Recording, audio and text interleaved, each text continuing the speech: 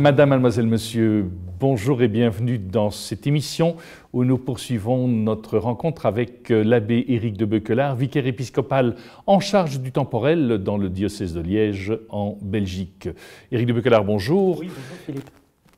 Vous avez vécu un moment un peu important qui était les 40 ans de l'accession du pape Jean-Paul II. Pour vous, ce pape, qu'est-ce qu'il a représenté ? Le pape Jean-Paul II, c'est un peu le pape de mon adolescence et du début de mon âge adulte. Donc, comme vous, nous sommes nés sous l'ère de Paul VI, qui était un grand intellectuel, mais qui a vécu une période un peu dramatique. Il vient d'être canonisé, il avait ce côté un peu austère. Et puis, je crois que en 78, j'avais quelque chose comme 13-14 ans, je me rappellerai toujours. Après le passage éclair de Jean-Paul Ier est arrivé au balcon. Ce pape, 58 ans, c'est presque notre âge actuellement, donc cette jeunesse, ce côté un peu sportif et ce côté un peu... Bon, c'est un homme qui avait une formation d'acteur, donc il était très présent. N'ayez pas peur, donc ça a été une vision de pape assez dynamisante, et en même temps, ça a été le pape de mon entrée au séminaire, de mon ordination, parce que c'est quand même un long pontificat, et en même temps, c'est l'autre image... moi, je pense en 2004, quand il était à Lourdes, malade parmi les malades, un pape qui n'a pas peur dans un monde où les hommes publics sont souvent des hommes qui sont jeunes et en santé. Il faut être en bonne santé pour être un homme public, qui n'avait pas peur de montrer aussi le visage de la vieillesse et de la maladie. Donc, et qui là, c'était plus par ses silences, sans doute, qui nous touchait. C'est un peu cette image de ce pape-là que je conserve, voilà. Il y a une célébration qui a eu lieu récemment. C'était un colloque et une célébration à Bruxelles, en tout cas, auquel j'étais convié pour représenter un peu l'Église de Belgique. C'était à la délégation polonaise, et Jean-Paul II est polonais, auprès de l'Union européenne. Donc ils avaient invité un très beau panel de gens qui venaient un peu de partout, entre autres celui qui nous parlait comme principal intervenant, c'est George Weigel, qui est un Américain spécialiste de la pensée de Jean-Paul II, un laïc, qui a très bien fait ça. Et puis il y avait différents intervenants de différents styles, et moi-même, on m'a demandé d'un peu intervenir sur ce que Jean-Paul II signifiait pour moi. Et lors de ce colloque, il y avait également un professeur de philosophie, aujourd'hui émérite, de Cracovie, qui avait connu Jean-Paul II étant jeune étudiant. Et donc ça, c'était assez intéressant. Oui.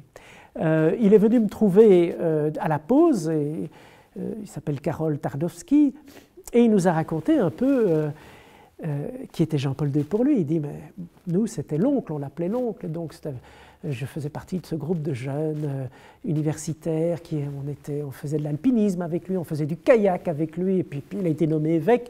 Et il nous a dit continuez à m'appeler oncle, donc on a continué à l'appeler oncle. Quand j'ai eu ma fiancée, c'est lui qui nous a mariés. Et puis on l'a suivi dans toute sa carrière. On s'écrivait très très souvent et on se parlait. Et quand il est devenu pape, il nous invitait régulièrement à Rome. Et il m'a parlé de Jean-Paul II comme quelqu'un plein d'humanisme, plein de réalisme aussi. On a parfois la vision d'un pape un peu sévère sur certaines positions. Et lui, il n'en avait pas du tout cette impression-là. Soit dit en passant, ce professeur émérite parle très très bien le français. Comme souvent ces vieilles familles polonaises, ils ont été éduqués aussi partiellement en français. Et alors, ce qui m'a le plus touché, c'est que il y avait dans ce colloque différents intervenants, et il y avait aussi des intervenants qui, respectueusement, faisaient sentir qu'ils préféraient Jean-Paul II au pape actuel. Bon, cette bonne guerre, sans doute. Et alors, ce professeur Tardowski, qui venait, donc, durant la conversation qu'on a eue à deux, qui a duré un certain temps, il a terminé en disant, vous savez ce qui me fait mal? Je dis non, c'est toutes ces critiques sur le pape. Alors, je pensais qu'il allait me dire toutes les critiques sur Jean-Paul II, parce qu'il... Et je lui dis, vous voulez dire Jean-Paul II? Non, non, pas du tout. Toutes les critiques sur notre pape actuel, le pape François. Je dis, expliquez-moi. Il dit, parce que tant de gens se réclament de Jean-Paul II pour critiquer notre pape François. Je suis sûr que ça, Jean-Paul II, que que j'ai connu, aurait été très triste et est très triste de ces critiques. Parce que le pape François et le pape Jean-Paul II, oui, ils sont différents, mais c'est aussi une époque différente. Mais ce sont d'abord ceux qui ont été choisis par l'Esprit Saint. Et puis, il y a une continuité. Il y a une continuité entre ces deux papes. C'est la même Église qui est tirée vers l'avant. Et donc, critiquer le pape François au nom du pape Jean-Paul II, eh bien, je suis sûr qu'il n'y a rien qui rende plus triste le pape Jean-Paul II. Alors, avoir un proche de Jean-Paul II, qu'il a connu tellement intimement, qui aujourd'hui reconnaissent la place du pape François et ne jouent pas un pape contre l'autre. Vous savez, c'est parfois des gens, je n'ai pas à les juger, un peu traditionnels, mais qui se réclament de la tradition, au fait, dans une attitude très ultra-moderne. Je choisis le pape qui me plaît, un peu comme, j'ai dit ça ailleurs, comme dans une télé-réalité. Si vous voulez tel pape, choisissez un, vous voulez tel pape, choisissez deux. Alors qu'être d'Église, ce n'est pas forcément dire que le pape actuel est le meilleur ou quoi, mais c'est de dire, ben voilà, c'est celui qui est là aujourd'hui pour nous tirer vers l'avant, et puis après il y en aura un autre, et nous avançons ainsi tous ensemble en communion dans l'Église. Avoir ce professeur âgé aujourd'hui, si proche de Jean-Paul II, qui défend le pape François, ça m'a profondément ému. Comment est-ce que vous expliquez justement ces critiques parfois acerbes, violentes, dont nous n'étions pas habitués, même vis-à-vis de papes précédents? Mais je pense qu'il y a toujours eu des critiques, mais ici, évidemment, c'est souvent un coin de l'Église qui souvent s'appuyait sur l'autorité du pape pour critiquer les évêques et les curés, qui aujourd'hui critiquent le pape au nom, ils ne savent plus très bien quoi, au nom des papes du passé. Personnellement, je pense qu'il y a de fait des gens qui se sont attachés, et c'est respectable, mais sont attachés à des petites parties de la tradition plutôt que la tradition avec un grand T.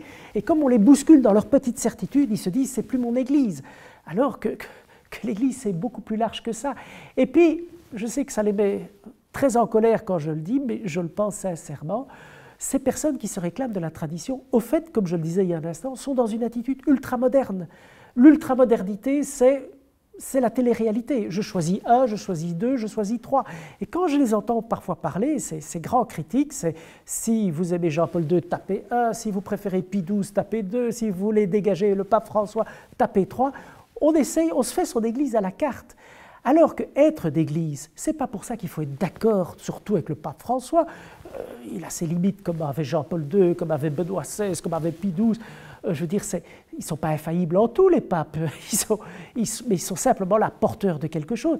Mais c'est de se dire, c'est celui qui, pour l'instant, a cette mission-là. Moi, j'ai la mienne dans l'Église, de baptiser, de prêtre, d'évêque, de quoi que ce soit. Chacun à sa place essaye de faire avancer, je dirais, le corps du Christ global. C'est cela la grande tradition, et non pas jouer un pape contre l'autre ou une part de la tradition contre le restant de la tradition. Je pense que, sans s'en rendre compte, ceux qui se réclament de cette tradition pour critiquer le pape sont dans une attitude, au contraire, hyper moderne de « je choisis cette partie contre l'autre ».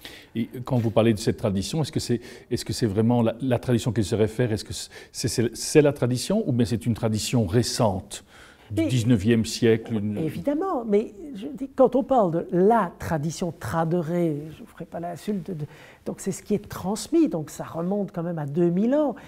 Et le risque, c'est justement que certains se braquent sur le 19e siècle, qui était la réaction à la Révolution française, voire sur une forme de liturgie née du Concile de Trente. Ça, c'est la vraie messe de toujours à toujours. Non, c'est la messe du XVIe siècle. Il y en a eu d'autres avant et après.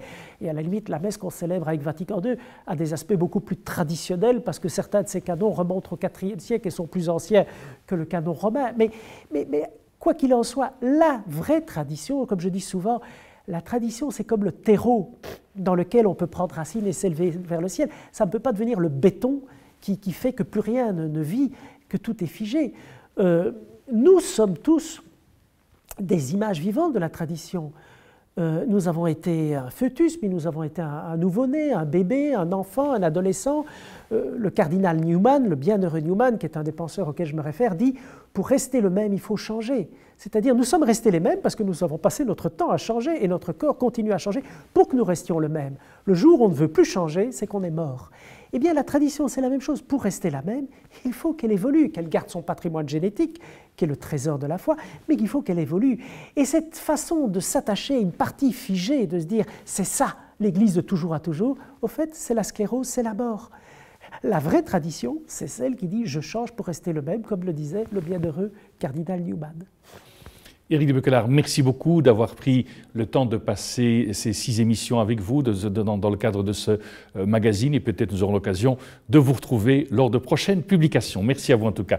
Nous arrivons au terme de ce magazine. Merci de nous avoir accompagnés tout au long de ces différentes émissions. Au nom de toute l'équipe qui les a préparés, il ne me reste plus qu'à vous souhaiter à chacune et chacun d'entre vous une excellente journée et je vous dis à très bientôt.